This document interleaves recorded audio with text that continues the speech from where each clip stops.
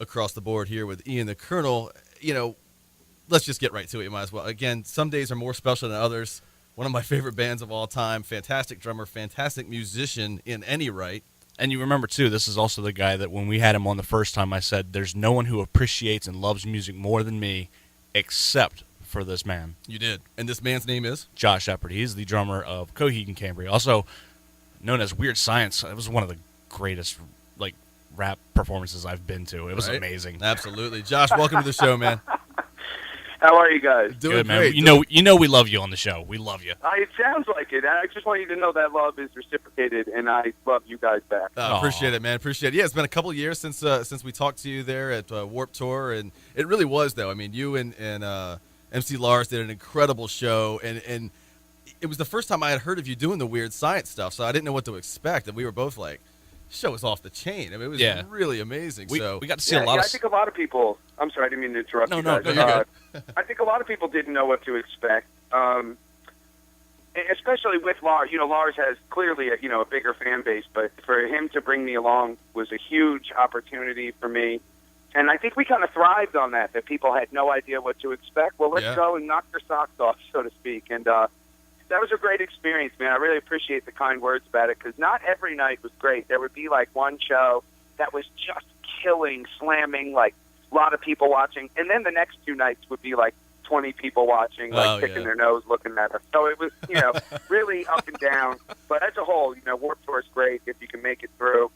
It definitely is. It can be rough, but that in particular, I'll never forget it. That was definitely a unique and awesome experience. And not only that, but we got to see you play twice that day because you were drumming for Terrible Things. So you were. That's right. I think you're the only. I mean, I don't know the facts on this, but I would think you're probably one of the only people, if not the only person, to do double duty on Warped Tour. That's just incredible. One of the few. They told me that I was the only person to do it for the whole tour. I guess they had some people that maybe for 2 weeks pulled double duty. So 2 weeks, that's soft. Come on. Maybe I go down and then work for the record books or something, because I did the whole thing, 2 shows a day. And but you know what? You ask anybody that does Warped Tour, they wish they could play more, because there's nothing to do other than play. So play and eat. That's all there is to do, and sit there and bake in the sun. So a lot of days I was thankful that I had 2 shows. And, it was good for me. I wanted to be out there playing, so I felt lucky that I even got to play twice on Warped Tour. Now let's talk about your return to Coheed, which is welcome from a fan's point of view. I mean, I'm super stoked about this, and the new music is freaking incredible, man. I didn't know what to expect, because right on. So many new bands are coming out with. A lot of them are coming out with good songs, but some of them are just cranking out stuff to, fulfill their contract. But everything is incredible so far. So talk about your sense. Obviously, you left, due to a battle with drugs and that kind of thing, which you got over. So coming back into Coheed, you're in a different mindset than when you left. Talk about how that affects you and what that was like in the new recordings. Well, yeah, man, it's funny. A lot changes, huh? A lot's changed since the last time we talked. Yeah. Coming back into Coheed was certainly, from my perspective, welcome. This is what I wanted. That was a tough thing to admit, too. Here I am, last time we talked, I'm out on Warped Tour. I got this new band, and no disrespect to Terrible Things, because Fred is such an incredible writer and such an incredibly talented dude and one of my best friends. But Terrible Things wasn't really, for me, I wasn't getting to really flex. I felt like, here I am, I'm a better player than ever before. I'm ready to prove that. But the band I was in was kind of a more straightforward thing, and that was frustrating sometimes. But it was never more clear to me, working with Terrible Things, that I belong in Coheed and Cambria. And, once I was able to admit that to myself, the doors opened for me to come back into the band, which is definitely something that I never, and I mean this from the bottom of my heart, I just never thought would happen. I had accepted that those guys moved on. It had been years. It wasn't 6 months later. It had been years. Right. I was mainly interested in trying to salvage my friendship with Travis and Claudio. I look up to those guys. I really love those guys. We grew up together. We did this thing together. And I wanted them to know that, hey, I'm not a junkie anymore. Right. Which is, what? Guess what every junkie says? Oh, I'm not a junkie anymore. So I knew the only way for them to know that was to show it through my actions, because that's the only way. I mean, every junkie buys. And I think from afar, those guys said, hey, man, look at this. Josh is out on Warped Tour doing 2 shows a day. Well, if you're a junkie, you can't do 1 show a day, let alone do 2 shows a day. Right. So I think from afar, those guys saw that, and maybe that kind of planted the seed that, you know, maybe there could be some kind of a reunion of sorts. But just to be more specific and answer your question, I mean, they called me. You know, they lied to me at first, actually. They said, did you want to maybe come and jam on some Prizefighter Inferno stuff, which is Claudio's side project? Right. Which I was thrilled about. You know, here I am. I had actually left Terrible Things. It had come to we just did Australia with Terrible Things, and I just knew that either I was going to have to focus 100% on Weird Science, or at least do the things that make me fulfilled artistically. Yeah. You know, it's not like either one of those projects was paying the bill. So, but yeah, basically they called me. They said, you want to play on some Prizefighter stuff? The next day I went down to Claudio's house and we played. And I did have a feeling that maybe these weren't Prizefighter songs, especially when Travis walked in. But Claude told me, oh, this song, Travis is going to be on it too. But you know what, man? That at the time, dude, that was wishful thinking, because this is just, people don't get second chances like this. And Right. I didn't let myself get ahead of myself. You know, I didn't let myself really think about that. And you know what? To be completely honest, if it was just me playing on the Prizefighter stuff, well, I would have been completely psyched to do that. That would have been, you know, maybe not just as exciting as joining Coheed again, but it would have been awesome. But then the next day they called, they said, those weren't Prizefighter songs, those are Coheed songs, what do you think? And I cried for like 2 hours. I just cried. Wow. I was so happy. You know, it's a deep thing. I mean, it's been a year and some odd months now, but I promised myself I wouldn't let that feeling go away.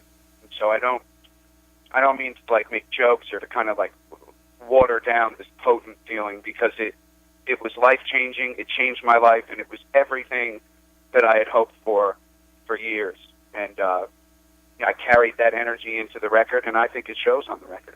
And see, that's another thing that struck us, I think, when we met you, you know, a couple of years ago, your humbleness and I mean, there are some people that are passionate for music and for their projects, but it resonates within you is Right. the feeling that I get. No matter what you're doing, it's a part of you. Like, without music, I don't, you know, you wouldn't be the same man. So, Oh, God, no. I mean, this is, you know, you have to understand, too, that all really is, it's all intertwined. I mean, this is all I've ever done. And, you know, when the realization kind of came crashing down as a younger man that, you know, not only had you let down your friends in a band, but you just threw away everything you'd worked for. And I don't mean just the time in Coheed. I mean, this is all I've ever done from the time I was 11 years old. You know, I had my first record deal when I was 16 and it got dropped. That was really hard, but I overcame that. I spent my whole life, you know, in the years people are going to college and learning to a craft or becoming a doctor. This is what I was doing. So when Coheed was gone, it wasn't just letting down a band or you're not in your band that was successful anymore. I really kind of threw away everything and had to start over. And in doing that, I think I really kind of rediscovered that without music, there's no point for me to live. I mean, this is just there's a reason that I do this. And I think, you know, man, like 2005, I fell out of love with music. I didn't know what I was doing. I fell out of love with everything good in my life. All I cared about was sticking a needle in my arm, which is, you know, I don't mean to be graphic here, but that's the truth, man. Right. That's all I cared about. Everything else was secondary. My parents, my loved ones, everything. So getting clean, flushing everything down the toilet, all I had left was music. So starting over really kind of redirected how much I might love music right now more than ever. And it really saved my life. Music made my life, and it also saved my life. So in a way, I almost wouldn't change it. You know, 3 years ago, if you asked me if I'd have changed things, I said, oh, God, I would have changed everything. But now, standing here today, playing a sold-out show in Pittsburgh, back with my band, maybe I wouldn't have changed everything. Maybe everything kind of has this way of unfolding the way it's supposed to. And if I could help bring some of that energy to Coheed and Cambria and help maybe to revitalize the band, well, I'll take that any day. And, you know, I'm really proud to be a part of the Afterman. I'm really proud of these records we made. And I think it's just a trend that's going to continue. I know we can't wait to make another record. Claude's off recording songs right now. Wow. God, you guys are relentless. And this is what we do. I've never seen a person with a work ethic like Claudio. Never in my life. Well, no matter what they do, whether you're a carpenter or a banker, you say it resonates with me, well, it does with him as well.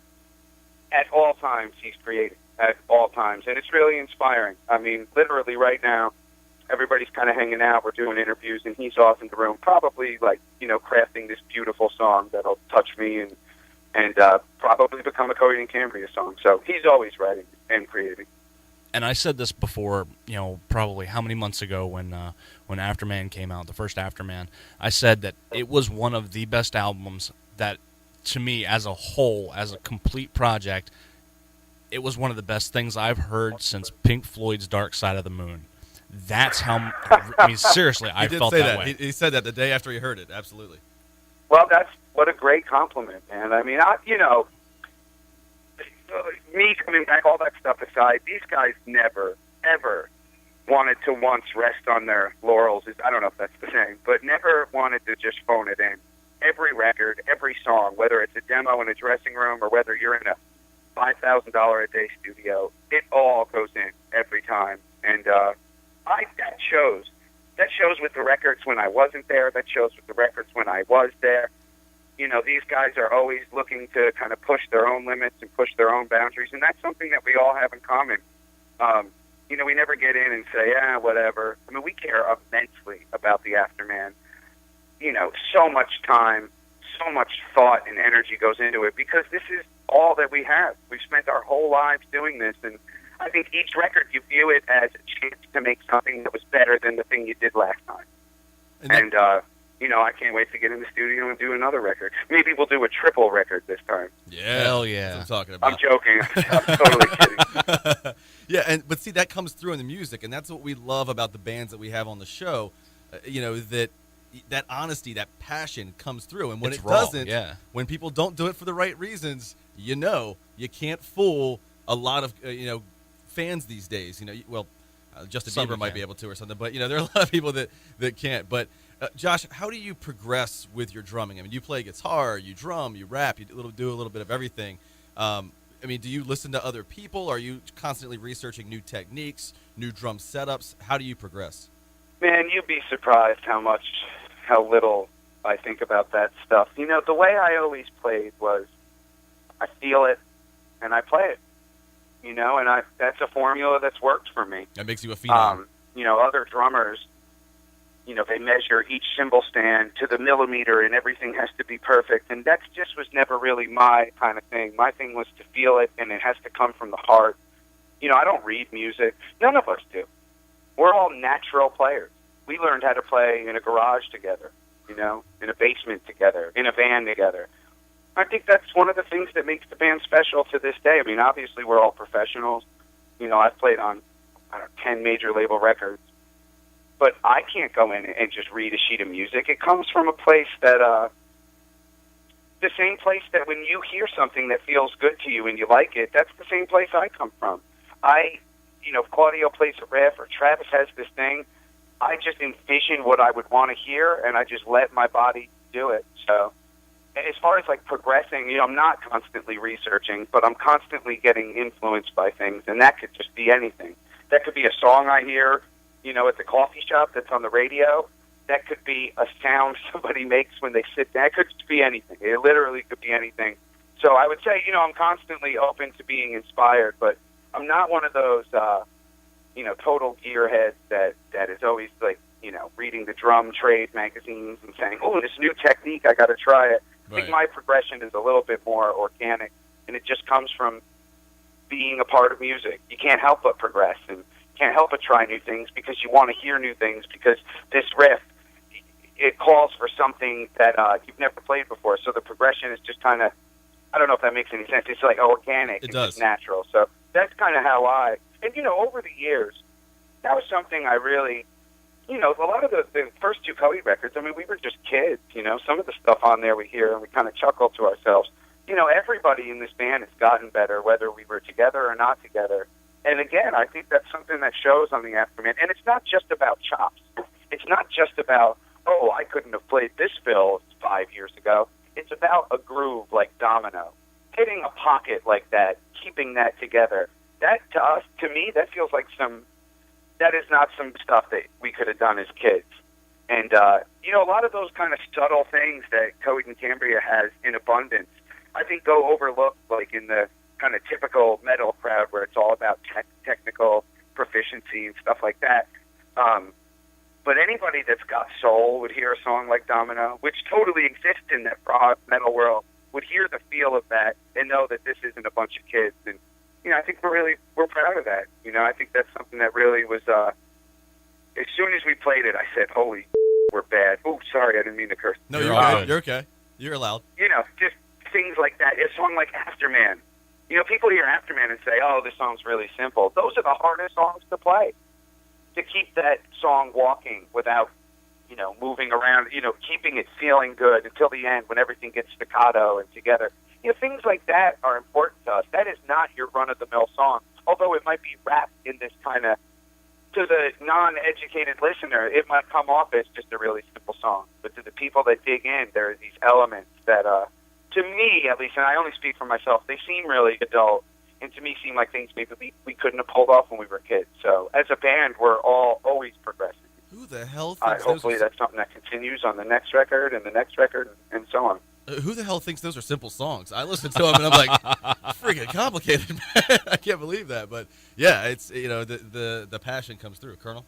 Josh? So that's really true, man. And I know I'm a talker. I will get talking. It's all good. Talk all you want, happens, man. Something comes through, goes into those microphones. Because I've heard it, man. I've been on other records. When, like you said, you can't fool the fans, but you can't fool the players either. I've seen people sit in a studio and say, well, we got to get this song on the radio, man. Let's cut out this part. That line might be scary, and let's make this as middle of the road as we can. I've seen it happen, and you can hear it in the record. And something happens when it's not that, when it's the complete opposite of that, and it's all about the heart and that feeling in the room. It travels into those microphones. Yes, it does. It travels through the wires, onto the tape, into the computer. It is there, and I hear it and I feel it on the Afterman, on Ascension and Descension. I hear it and feel it, and I know that it was special. And, you know, maybe I didn't know that. Maybe that's another thing that comes with progression. Maybe I didn't know that, 10 years ago, 5 years ago. But some world experience, some life experience, and seeing some records created in a different way, I definitely feel the difference on a Coheed and Cambria record. And that is something that I'm immensely proud of.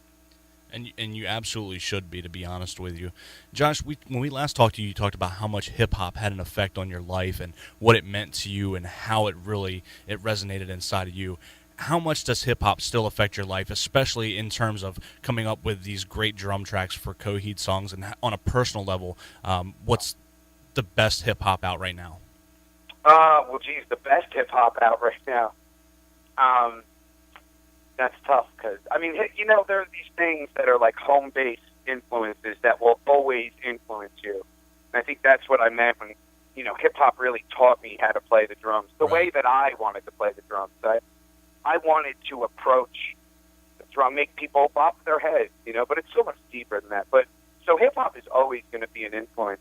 And, just the classic records that I listened to growing up. Basically anything from the Wu-Tang Clan, Mobb Deep, Biggie Smalls, but even also like the Dog Pound, a lot of the Dre stuff that he was doing back then, it grooved so hard. Yeah. That I would put these records on, just play drums to them. It really taught me to become the drummer that I wanted to become, and I can hear it on every single Coheed and Cambria song.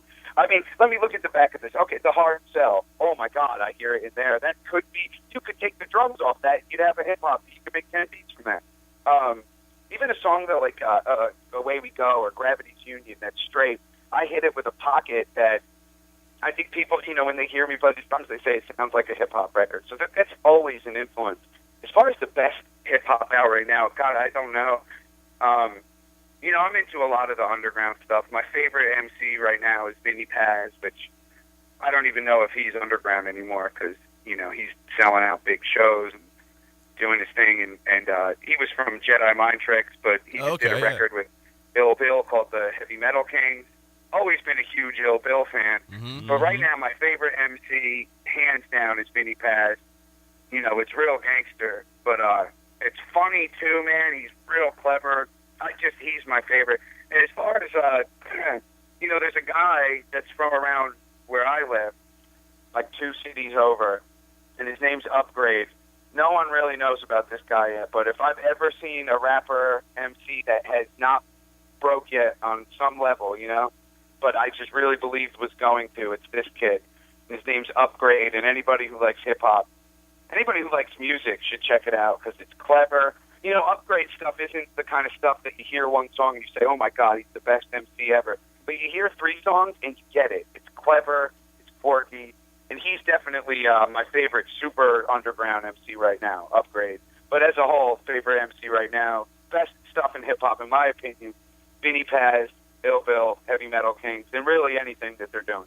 Nice, good answers. Upgrade. I'm typing that down right now. So we're going to check that out. Yeah.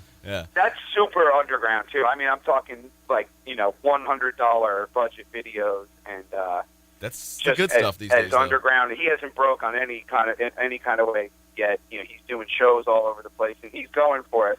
But you know, a lot of MCs come to me. A lot of people come to me. Hey, check out my stuff, and I do all the time. You know, that's another thing. You know, when somebody gives me a CD, I enjoy listening to it, and I always hope to discover something that's really new and happening.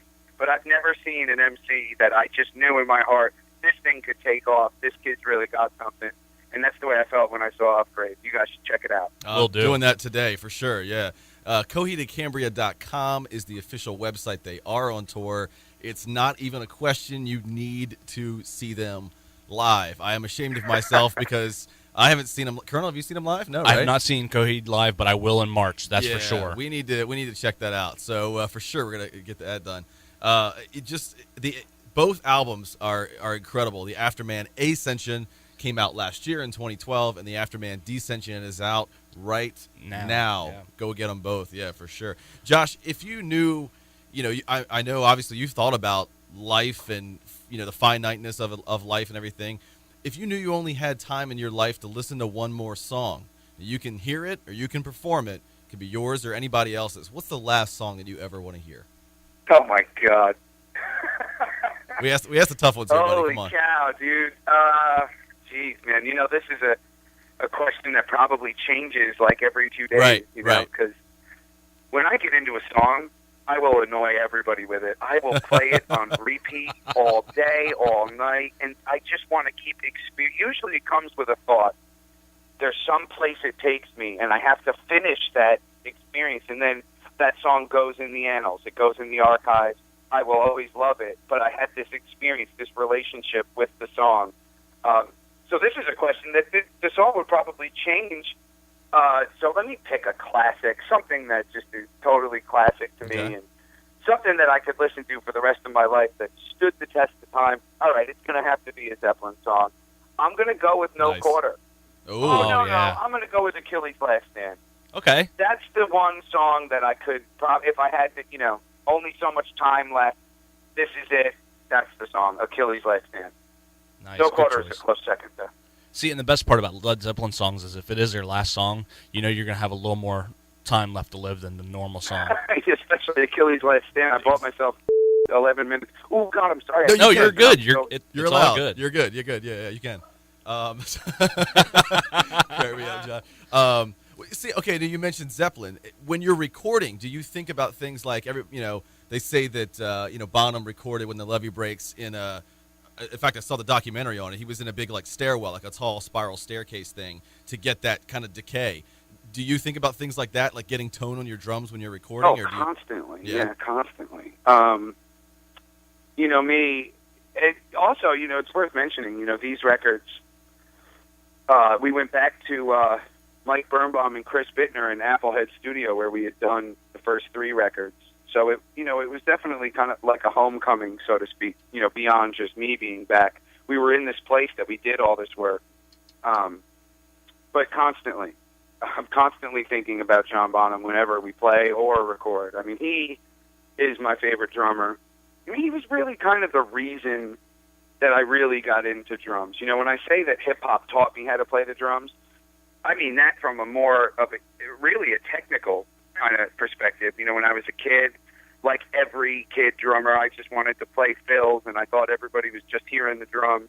Hip-hop taught me about grooving, but it was always about John Bonham because he had, and, you know, looking as an adult, looking back now, he really had both elements. He had these licks that were nasty, but John Bonham's all about the groove. That's all he does. He makes you bop your head.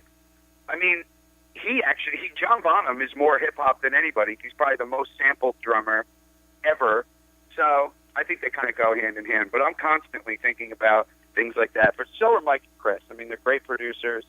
And, you know, a song like Domino, you can really hear the realness of the drums, especially in a day and age when, you know, everybody uses sound replacer, which all that is makes it so you don't have to hit the drums good anymore. You can hit like a weenie. Drums don't feel good. Well, you replace the sounds, and all of a sudden you sound like a beast. Right. You know, a song like Domino. Claudio actually said when we were mixing it that he felt like when he heard the toms that he could see the heads ringing on the toms, and that's kind of the sound we got for that song. Very Bonham. Obviously, the way I'm playing is a big time Bonham influence, but it sounds real. And I think that's something special nowadays. Not a lot of records sound real. And, you know, I just really like the way that song sounds. But to answer your question, yes, all the time. Always looking for ways to kind of, you know, experiment with sounds and just for me to try to capture, you know, make the drum set sound like a drum set. Doesn't have to sound like each drum was separately recorded, you know, the air of the kit. Well, that's all Bonham. That's all Bonham's influence on me. And it always sounds like a real kit. And like a real player, the air of the kit, the ghost note. So that's always something I'm trying to accomplish. Always. Yeah, Domino's a song that grabbed me the first time I heard it. I actually was just getting out of the car, and it came on satellite radio. And I was like, you know, it's kind of a longer song. And I was like, I got to sit here and listen to this. I was late to a meeting, literally, because I was like, I can't get out. I need to hear this. Yeah, it was awesome. Colonel, go ahead. Now, of course, we ashamedly have not been to a Coheed show.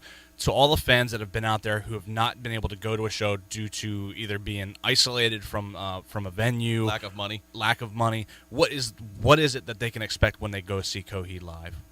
Well, I'll tell you, if you've never been to a Coheed show, this is definitely a good one to see.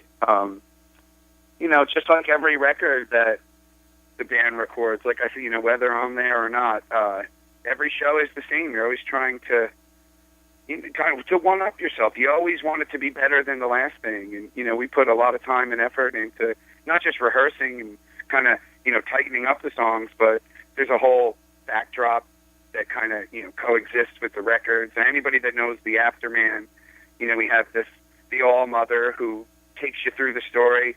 And on this tour, we have these tour-exclusive things that kind of color in some of the lines, and you know, and it's the All-Mother speaking, and it's just, It's a great show, and I would, you know, any Coheed fan that's seen the band before or not seen the band before, I think that they would be super pumped to see the show, and, you know, we're really excited that we've been able to put together such a great show. At least we hope so. It's hard to not sound cocky when you talk about the show, but I think it's a great mix of songs, the stage, the props and stuff. It really adds to the excitement and to the atmosphere, so... you know, we just kicked off. Tonight is only the third show, but I know it's only going to get better every night, and it's just great. So I would suggest you come out and see this show. Yeah, I mean, you're selling it. It's not bragging at all. That's a horrible sell. It's hard to do that. That's a hard sell. Oh. Here's my last question. It's for all the listeners out there. How can you listen to this interview and not say this guy's one of your favorite musicians of all time? Of course. How can you not? But I mean that from the bottom of my heart, Josh. I mean, I'm a doofus. I don't know what you guys like me, clearly, but I don't think most people share your enthusiasm for my antics. The antics, the music, I don't think you realize how small the world of good music is. Yeah. You know what I mean? Like, there are a lot of musicians out there, but good music is hard to come by, man. Especially bands like, I don't want to trash Metallica, but Metallica is supposed to be a great band, and they were, but everything they put out now kind of sucks, I think. So, I mean, you guys are still... I think, you know, a lot of people probably share your distaste for the newer stuff. You know, it's all perspective, too. It's like, right. You know, me and you could think this thing sucks, but to somebody else, it's great. So it's always a matter of the eye of the beholder. But, yeah, for sure. No, I certainly agree. In a time, you know, I mean, labels, music in general, it breeds. It's like replacement players in baseball. It doesn't breed creativity. It breeds imitation. It's Right. well, this song was big. Let's sign every band that sounds like that, and let's make our existing bands try to sound like this because this was successful. Well, that is the opposite of creativity. And to be in a band that obviously celebrates the creative aspect of music is something that this isn't the '70s. There's not a plethora of great and challenging rock music coming out. So to be part of a band that's doing something that's different and that's new is something that I certainly don't take lightly, and I do think it's important. And your kind words aren't lost. It makes my day that you say that about our band, and it means a lot. I mean, that's why we're out here doing it. I mean, obviously we believe in it, but yeah, in this time, in 2013, to be part of a band that's doing something like this, I think it speaks volumes. And I mean, that's what keeps us going. That's why we're out here doing it. And speaking of that, go out, see their shows, buy tickets, buy merch, keep this band going. They're doing this, absolutely. They're doing the right things for the right reasons. So I mean, just guys, keep putting out double albums if you can, because then we don't have to wait so long in between. We love it, man. But CoheedandCambria.com, again, go see them. Tell them you heard about them here on Across the Board. I'm gonna go see them at the E Factory in March. We'll be there for sure. Be back here in a few minutes on Across the Board with Ian the Colonel here on AcrossTheBoardRadio.com.